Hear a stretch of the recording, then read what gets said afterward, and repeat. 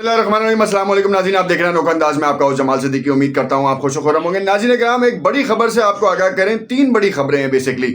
एक है गधों की खालों के हवाले से और उसके गोश्त के हवाले से, और दूसरी जो बड़ी खबर है वो है पाकिस्तान इंटरनेशनल एयरलाइन जिसको होने वाला नुकसान, उसके हवाले से ऑडिटर जनरल की एक रिपोर्ट सामने आई है जिसमें तकरीबन 5.5 अरब का नुकसान जो है वो उसकी बुनियादी वजह क्या है और उससे मिलते जुलते और क्या मामलात सामने आ रहे हैं। तीसरी जो बड़ी खबर सामने आ रही है वो है 28 लाख अफराद पिछले 3 सालों में पाकिस्तान छोड़कर मुलाजमतों के लिए दूसरे मुल्क चले गए हैं। आखिर इन तमाम चीज़ों का मकसद क्या है और क्या मामलात थे, क्यों हुआ, ये अपने इस व्लॉग में डिस्कस करेंगे। नाज़रीन इकराम, कहीं जाइएगा नहीं, चैनल को लाइक एंड सब्सक्राइब कीजिएगा। नाज़रीन, आपको मैं बताता चलूँ, पहली खबर है तकरीबन 28 लाख अफराद जो है वो पाकिस्तान से जा चुके हैं।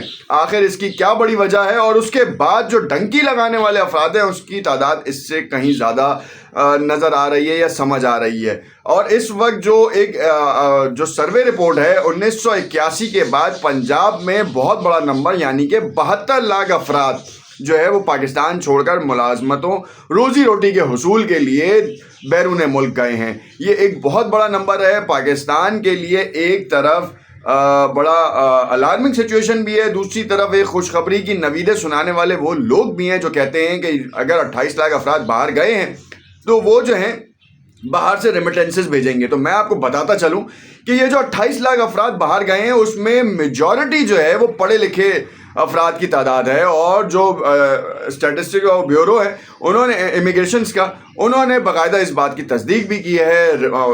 आपके पास स्क्रीन के ऊपर जो है वो बिजनेस रिकॉर्डर पे शाये होने वाली एक रिपोर्ट भी चल रही होगी। साथ में मैं आपको बताता चलूं कि इसी के हवाले से मुतादिद चीज़ें जो हैं वो सामने आ रही हैं। कुछ स्टेट्स मैं आपके साथ शेयर भी करूंगा और आपको बताऊंगा कि इस वक्त पाकिस्तान के मुख्तलिफ सूबों से कितने लोग जो हैं वो जा चुके हैं।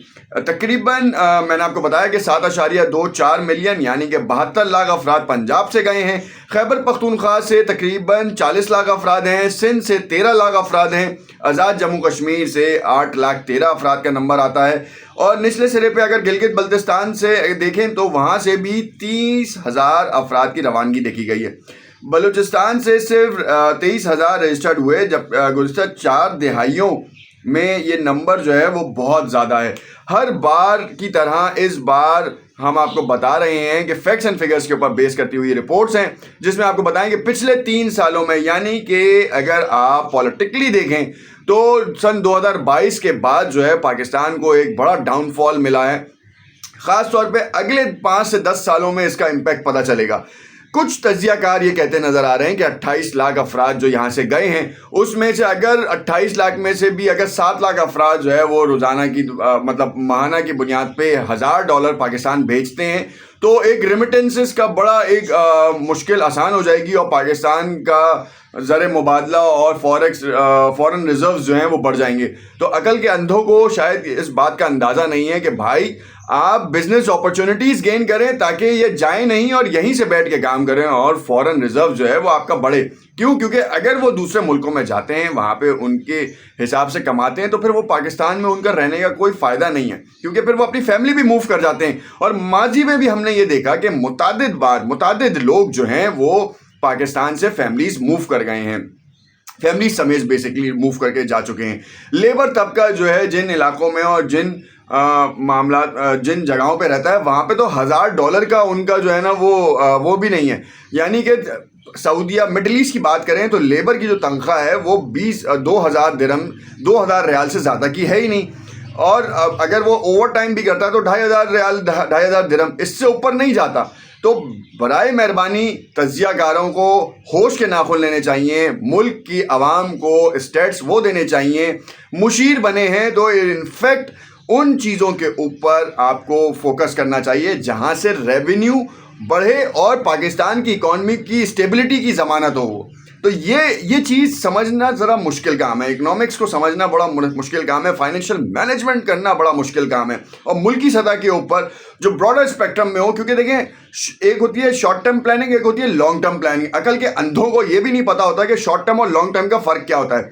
ये क्या करते हैं कि अपने अपने टेन्योर के लिए जो है ना वो काम करते हैं और उसके बाद जो नया टेन्योर आता है वो बेड़ा गर्क हो जाता है। पिछले तकरीबन 40 सालों में आप देखें پاکستان کا جو پلان ہے یا پاکستان کی جتنی بھی حکومتیں آئی ہیں انہوں نے یوتھ کے لیے بزنس اپرچونیٹیز کے لیے کیا اقدامات کیے ہیں.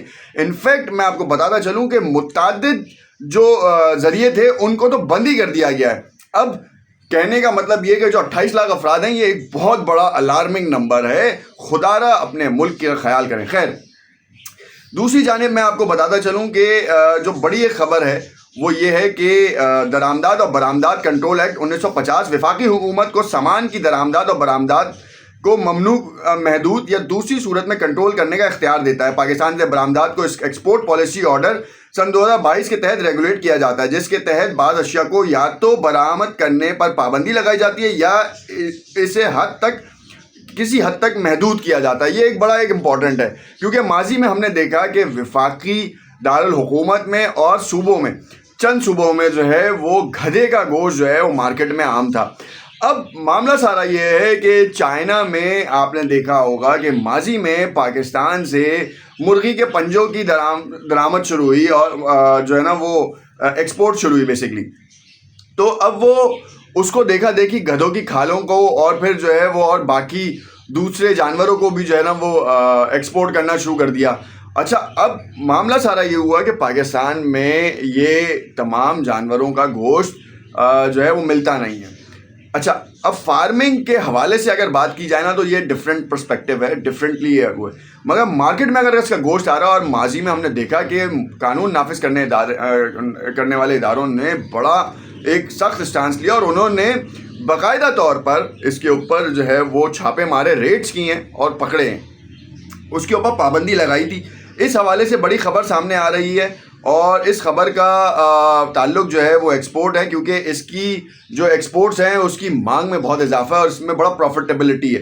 اب یہ حکومت کے اوپر ہے کہ کیسے وہ کرتا ہے اور انلیگل سلاٹر ہاؤس جو ہیں ان کو کیسے روکتا ہے, اور اگر لیگل کرتا ہے اس کی فارمنگ یا پھر اس کے میٹ کو تو اس کا پروسیجر کیا ہوگا. آنے والا وقت بتائے گا, مگر اس کی آواز اٹھ رہی ہے اور اب دیکھنا ہے کہ ای سی سی گدھوں کی کھالوں کی برآمدات پر پابندی عائد کی تھی اور MNFSR کو صوبائی حکومتوں کے تعاون سے ضروری ضوابط نافذ کرنے کا حکم دیا تھا.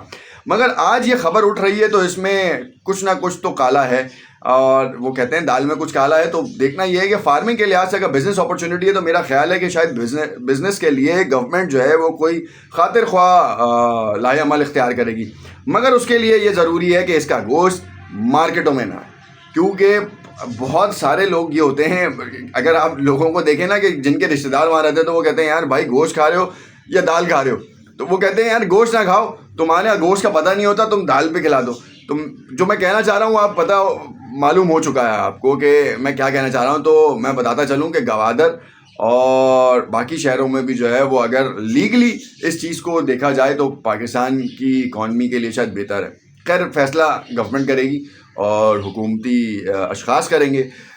جو بڑی ایک اور خبر ہے PIA کے حوالے سے جس کے بارے میں تہلکہ خیز مواد سامنے آیا ہے. AGP کی رپورٹ سامنے آئی ہے جس میں انہوں نے کہا ہے کہ پاکستان کی قومی ایئر لائن کو جو نقصان ہوا ہے اس کا بھانڈا پھوٹا ہے وہ یہ کہ 5.5 ارب روپے کا نقصان کیا گیا ہے. کیوں؟ کیونکہ یہ نقصان ہے ڈسکاؤنٹڈ ٹکٹس آفر کیے گئے ہیں, تقریباً 2.5 لاکھ افراد کو دیا گیا ہے. ایک نمبر سن 2011 سے سن 2016 تک جو ہے وہ 3.5 ارب روپے کا ڈسکاؤنٹڈ ریٹ آفر کیا گیا, ٹکٹس آفر کیے گئے جو کہ امپلائیز بھی نہیں تھے PIA کے. تو اب یہ بڑا ایک لمحہ فکریہ ہے کہ آخر کس کی اجازت سے کیا گیا. مینجمنٹ نے باقاعدہ طور پر اس کو انویسٹیگیٹ کیا. 2024-2025 کی آڈٹ رپورٹ میں یہ بات سامنے آئی ہے اور اس کے حوالے سے معاملہ کیا ہے. اب اس وقت کیا حکومتی اراکین جو ہے اس وقت کے مین کلپریٹس کو یا مین آتھورائز پرسنس کو کیا کٹہرے میں لے کر آئیں گے اور ان کو دی گئی مراد واپس لی جائیں گے, کیونکہ قومی ایئر لائن کو, قومی خزانے کو نقصان پہنچایا گیا تو اس کی سزا کیا ہے. کیونکہ جب تک ادارے کے اندر سے جو ہے وہ کارروائی نہیں ہوگی اس وقت تک کچھ نہیں ہو سکتا. اگر آپ ایک ایگزامپل پرنسپل سیٹ کر دیں تو باقی تمام اداروں میں موجود افراد کالی بھیڑیں جو ہیں وہ الائن ہونا شروع ہو جائیں گی, چاہے وہ کوئی سا بھی ادارہ ہو. تو دیکھنا یہ ہے کہ اس وقت اس کے اوپر کیا لیا جاتا ہے. پاکستان نجی ایئر لائن, قومی ایئر لائن کو ماضی میں بیچنے کی تیاری کی گئی, مگر صد افسوس کہ 10 ارب روپے صرف اس کی بولی لگی ہے. صرف 10 ارب روپے.